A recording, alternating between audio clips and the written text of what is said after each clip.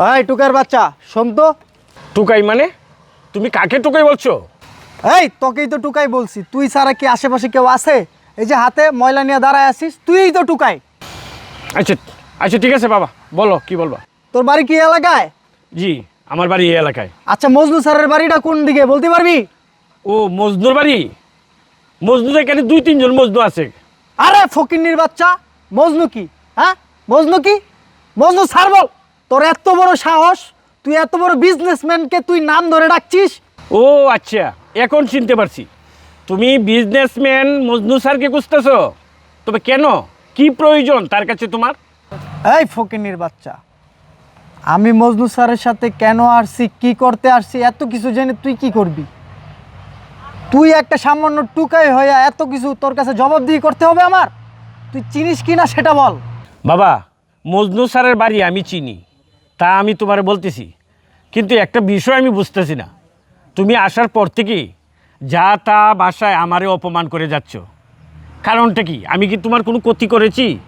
এই টুকাইয়ের বাচ্চা, তুই নিজের পোশাক দেখছস? হ্যাঁ, তুই তো একটা টুকাই। তোর সাথে কিভাবে কথা বলবো? আর তুই আমাকে শিখাবি আমি তোর সাথে কিভাবে কথা বলবো? তুই মজনু স্যারের বাসা চিনিস কি না সেটা বল। আচ্ছা ঠিক আছে, তুই যেহেতু জানতে চাচ্ছিস মজনু সাহেবের বাড়ি কেন আমি খুঁজছি, তোকে বলছি, দাঁড়া। এই দেখ, এই ফাইলটা আমি ঢাকা থেকে নিয়ে আসছি। এই ফাইলটা অনেক গুরুত্বপূর্ণ ফাইল। এটা মজনু স্যার একটা সিগনেচার করার পরে আমাদের সব ওয়ার্কারের স্যালারি দেওয়া হবে। আরে তুমি এখানে কাগজ ঠুকাইতেছো কেন? আর জনি সাহেব, আপনি কখন আসছেন? আসসালামু আলাইকুম স্যার। ওয়ালাইকুম আমি আসসালাম। আসছি অনেক আগেই স্যার, কিন্তু এই মূর্খর বাচ্চা, ফকিন্নির বাচ্চা, খ্যাত, ওই আমার 1 ঘন্টা টাইম স্যার এখানে খেয়ে ফেলেছে।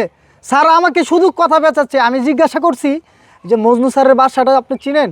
স্যার এই ফকিন্নির বাচ্চা আপনার বাড়ির ঠিকানা তো দেয়ই নাই, উল্টা আমার 1 ঘন্টা সময় নষ্ট করছে স্যার এই ফকিন্নির বাচ্চা।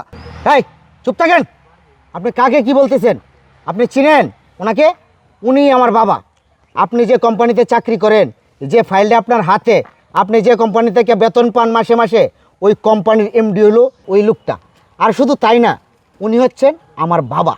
আর আপনি আমার সামনে দাঁড়িয়ে আমার বাবাকে টুকাই, ফকিন্নি বলে গালি দিচ্ছেন।